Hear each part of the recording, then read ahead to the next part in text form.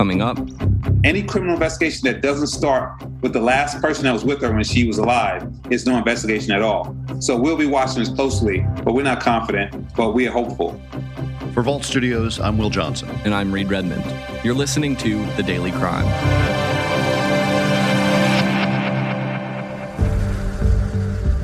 It's been 20 years since 7-year-old Danielle van Dam was abducted from her home in San Diego and murdered. It's a case that continues to impact people to this day. This struck a nerve with anybody who had a child. If you were in San Diego when Danielle van Dam was taken from her home, you remember this story. It's something you'll never forget. 2 police detectives in Bridgeport, Connecticut have been put on leave for their handling of 2 separate death investigations in December. It is an unaccepted failure if policies were not followed. To the families, friends, and all who care about human decency, that should be shown in these situations, in this case by members of the police department. I'm very sorry. I'm Isabel Kenyon, the founder and CEO of Calibrate. I started Calibrate to help my mom and 175 million other Americans get back in control of their weight and their health. Diets don't work because sustainable weight loss doesn't come from yo-yo dieting or calorie counting. It comes from improving and resetting your metabolic health.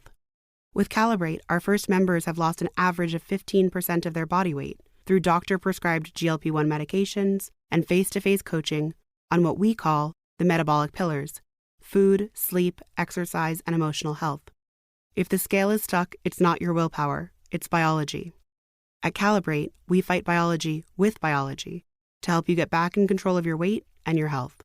Get $50 off Calibrate's 1-year metabolic reset with promo code SAVE50 when you visit joincalibrate.com.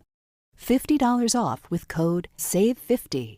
Visit joincalibrate.com to see if you're eligible and save $50 with code SAVE50. 2 women were found dead in Bridgeport, Connecticut on December 12th. Now, almost 2 months later, the detectives assigned to those cases have been put on leave and are under investigation.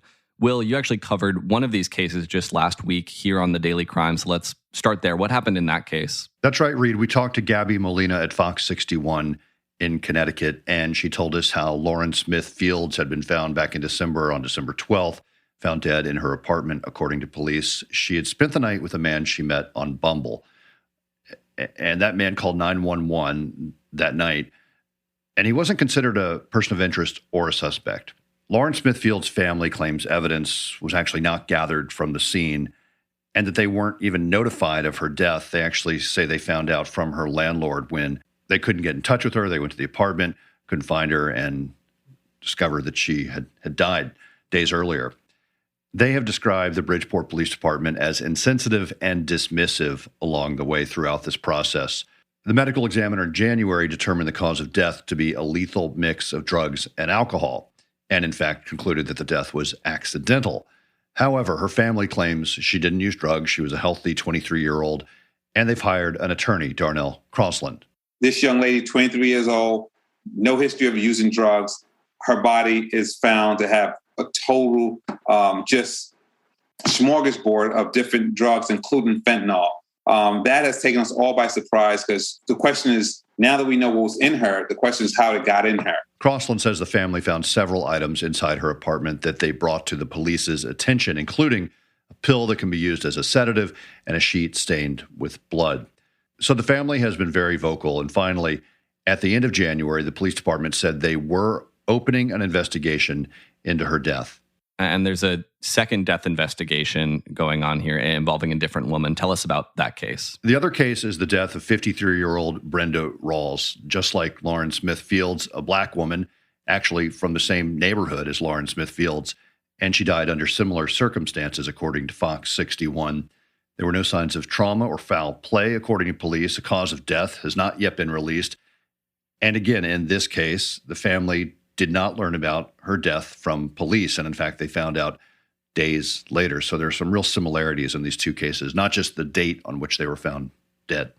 The families of both of these women have been vocal, saying they're upset they weren't notified and saying that they don't think that these cases have been investigated thoroughly. Now the detectives assigned to both of the cases have been put on leave. What can you tell us about that? Cases have been reassigned to other detectives in the police department and are currently active investigations. Their supervising officer who oversaw the investigations, retired just last week. The attorney for the family of Lauren Smith Fields had this reaction to the news. I would say that any sunshine is welcomed at this point because we've been in the dark since she died on December 12th. So we'll take it, but we're not confident at all that this is going to be handled properly.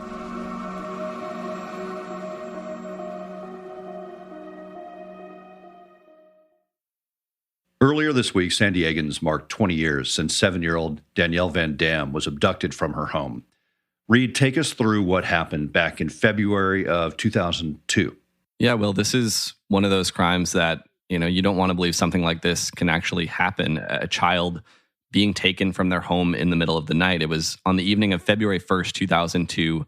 7-year-old Danielle van Dam went to bed in her room. And the next morning when her parents got up, she was gone. And that quickly set off this massive search effort to find her.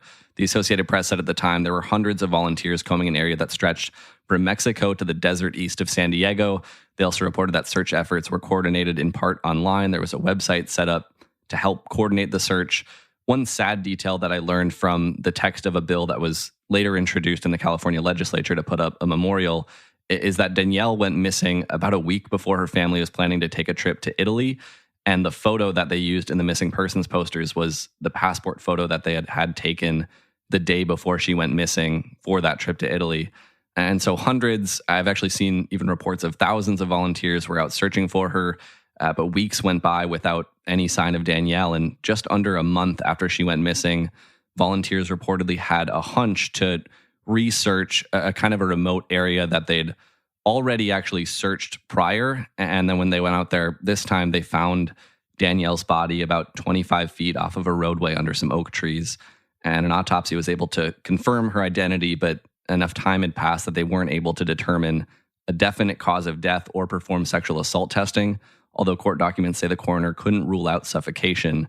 And it's just, horrific. And it's a case that folks who were in San Diego at the time never have forgotten about. David Gottfredson, an investigative producer at CBS 8, our partner station in San Diego, has been looking back at the case around this 20th anniversary. Former District Attorney Paul Pfingst remembers the day the 7-year-old girl's body was discovered off Dehesa Road. I've never in my career seen a case where someone has actually gone into a home, taken a child out of bed, and taken that child back to his home, sexually abused and taken the child away, killed the child, and dumped the body. Reed, aside from the search efforts, what did this investigation look like? How did investigators go about trying to find Danielle van Dam's killer? By the time Danielle's body was discovered, one of her neighbors, a man named David Westerfield, had already been arraigned in court on kidnapping and murder charges just the day before the body was found. Investigators had been looking at him while the search was ongoing, and they actually searched his home, which led to that arrest. And by coincidence, CBS 8 reporter Steve Price interviewed David Westerfield before his arrest. He was just out, doing interviews with neighbors. I believe it was after the search of Westerfield's home. And here's a clip from that interview.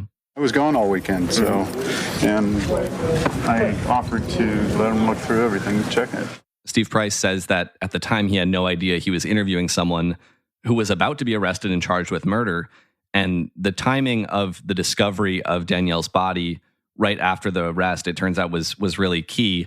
Former San Diego County District Attorney Paul Pfingst told CBS 8's David Gottfredson he was actually about to offer Westerfield a plea deal when he got the news about that discovery. It was minutes between the time that I was about to make a deal with the defendant through his lawyer for the return of her body and my being notified that a body had been discovered. So with that plea deal off the table, it sounds like the discovery of the body then paved the way for a trial. That's right. And by this point, the case was everywhere. Everyone wanted to know what was going on. The media was kind of putting it under a microscope. And that same former DA, Paul Pfingst, compared the media coverage to a fire that was being fueled by all of these different developments. The media's appetite for information in this case was insatiable. I would just as soon the media go away as a trial attorney. The trial was covered day by day on television and on radio. And we smoked marijuana. The parents of Danielle van Dam were put under a microscope with the intensity turned up very high. She was laying on the bed on top of the covers, and Damon was under the covers. And then the media found out that there was some sexual activity outside the marriage by consent and sort of an open marriage type of thing. And that put gasoline on the media fire. The trial itself then focused on forensic evidence, which included blood that was found on one of David Westerfield's jackets and inside his motorhome, as well as hairs, fingerprints, and fibers that were found on Danielle's body. And in the end, it proved to be enough to convince the jury to convict. When the guilty verdict was read, cheers on the steps of the downtown courthouse. There was an enormous expression of relief and celebration that justice had been done. Clearly a case and a trial that impacted just so many people in the area. Yeah, and following the trial, people who had been following the case and wanting to see some form of justice for this horrible crime in their community, they built a wooden stairway at the location where Danielle's body was found so that people could leave different mementos, photos, teddy bears, flowers, things like that to honor her. And actually to this day, there's now a lasting memorial. I mentioned earlier there was a bill introduced in the legislature to put up a memorial back in 2003, and that was actually to dedicate an overpass near where her body was found. And still 20 years later, it's the Danielle van Dam Memorial Overpass. Reed, what ended up happening with Westerfield's sentencing, and where is he now? So on top of the two charges that I mentioned, kidnapping and murder, he was also found guilty of possession of child pornography, and in 2003, he was then sentenced to death. There was an automatic appeal of that sentence in 2019, and at that point, the California Supreme Court denied the appeal, which upheld the sentence. However, the death penalty is currently suspended in California, so with that, it doesn't look like he's going to be put to death anytime soon, and at age 69, it looks like he'll die of natural causes in prison. All right, Reed, thanks for bringing us this story this week. And thanks for listening to The Daily Crime. We are here 5 days a week, Monday through Friday, every weekday. And if you haven't already, check out our weekly show, True Crime Chronicles, new episodes every Monday. For The Daily Crime, along with Reed Redman, I'm Will Johnson.